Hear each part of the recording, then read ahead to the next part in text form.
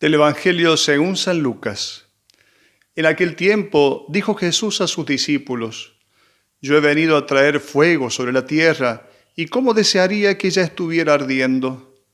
Tengo que recibir un bautismo, y qué angustia siento hasta que esto se cumpla plenamente.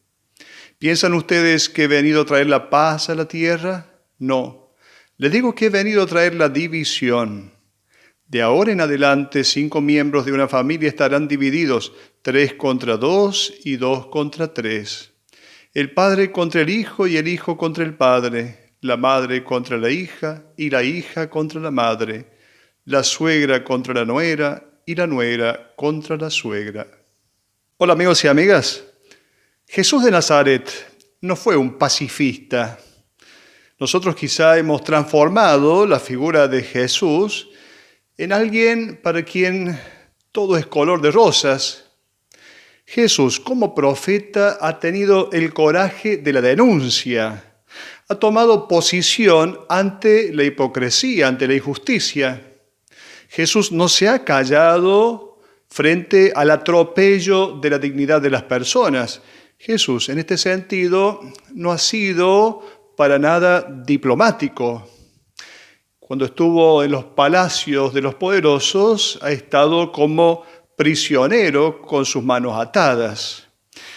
Jesús es un profeta que crea división solo para defender la dignidad de los más pobres, de los más vulnerables de este mundo. En el libro del Apocalipsis se dice: a los tibios los vomitaré de mi boca. Jesús no ha permanecido en el centro por miedo a juzgarse por una parte o por otra. Por eso Jesús evidentemente no se identifica para nada con esta tibieza.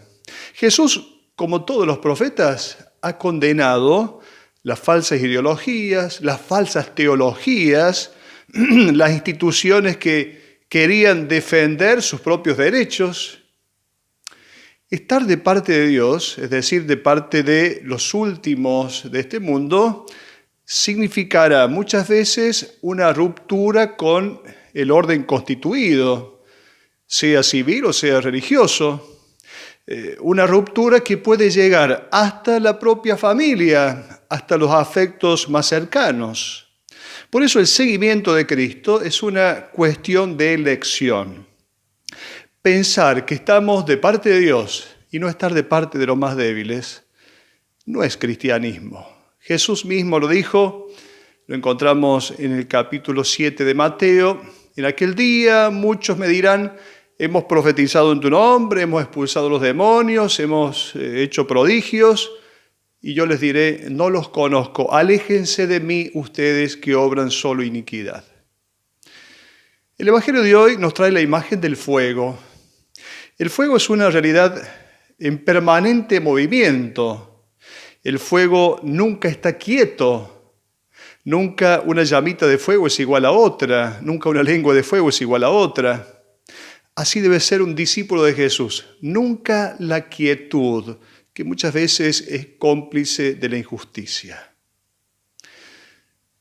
En el primer piso de la curia general de la Compañía de Jesús hay una bonita escultura de San Ignacio de Loyola que mide más de 2,5 metros de alto. En el pedestal de esa escultura hay una inscripción, la famosa frase que dijo Ignacio a Francisco Javier al enviarlo a las Indias Orientales. Dice la frase: ite inflamate omnia, que traducido significa así como: vayan y enciendan todo con fuego. Ignacio envió a Francisco Javier a llevar el fuego del Evangelio a las islas orientales, siguiendo el deseo de Jesús. He venido a traer fuego a esta tierra, y cuánto desearía que ya estuviera ardiendo. Qué lamentable que esta expresión a veces ha sido mal interpretada, pensando que el fuego de Jesús es el fuego del infierno, de lo cual Jesús nunca ha hablado. Nunca Jesús ha pensado en un fuego del infierno al cual irían los condenados. Luego, el fuego, el único fuego que conoce el Evangelio es el fuego del Espíritu.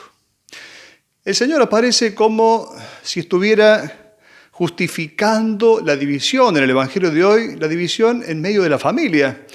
El padre, el hijo, la madre, la hija, la suegra, la nuera, cosa que nos parece un poco absurda porque contradice el mandamiento del amor, que es el centro del mensaje del Evangelio. Llevar el fuego del Evangelio al mundo produce muchas veces contradicción, produce enfrentamientos.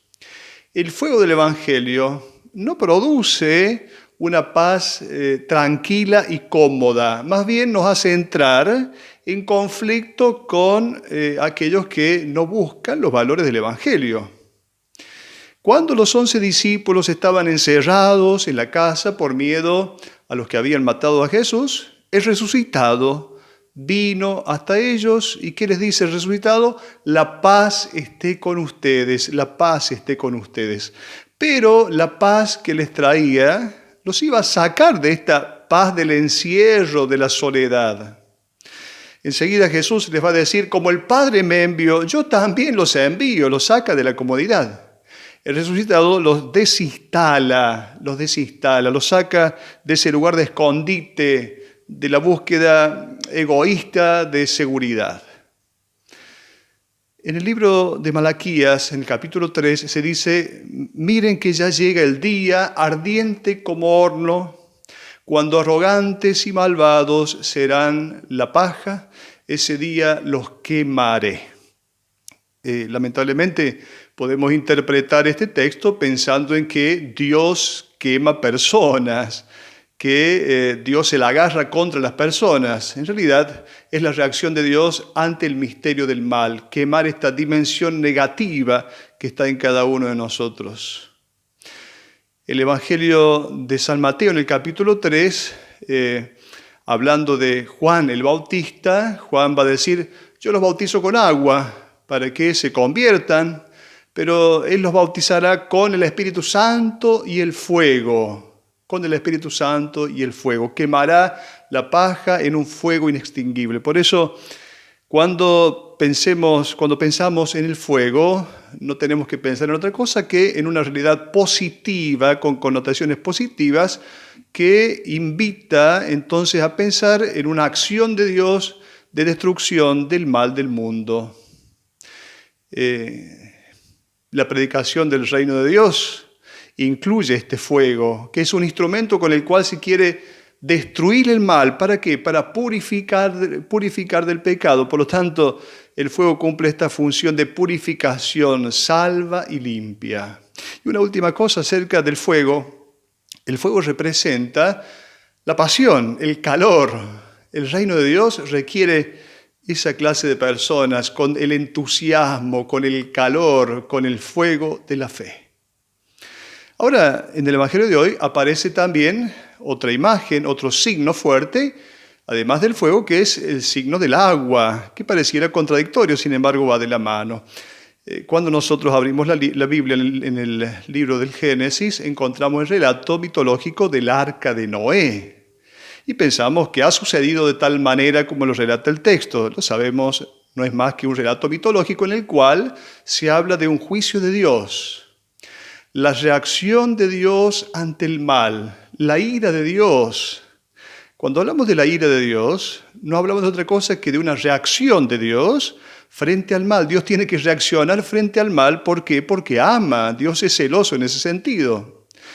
Pero la ira de Dios no va contra las personas, sino contra la dimensión negativa que las personas tenemos. Cada uno de nosotros tiene esta dimensión negativa.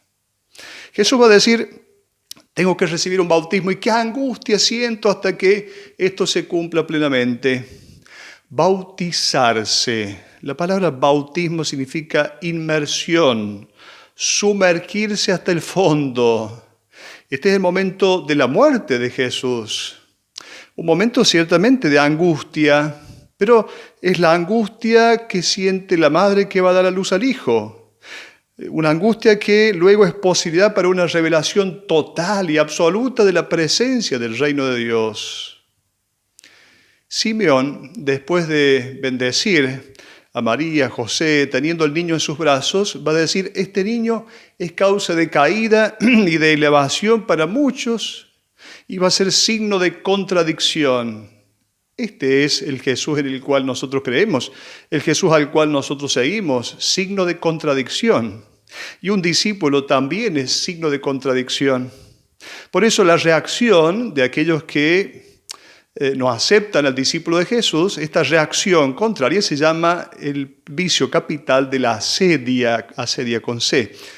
Diríamos, ¿cuántos cristianos son víctimas de este pecado de la asedia?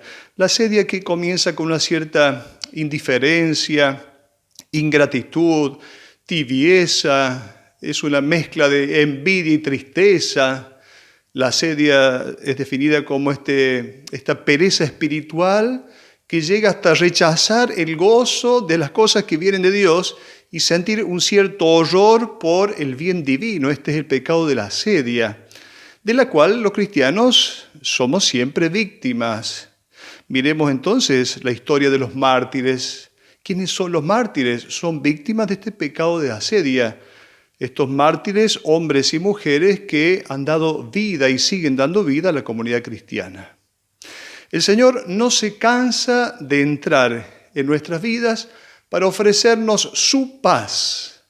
Una paz que nos abre a los demás con el riesgo muchas veces de ser heridos. Digámoslo, el Señor nos deja la paz, pero el Señor no nos deja en paz. Hasta la próxima.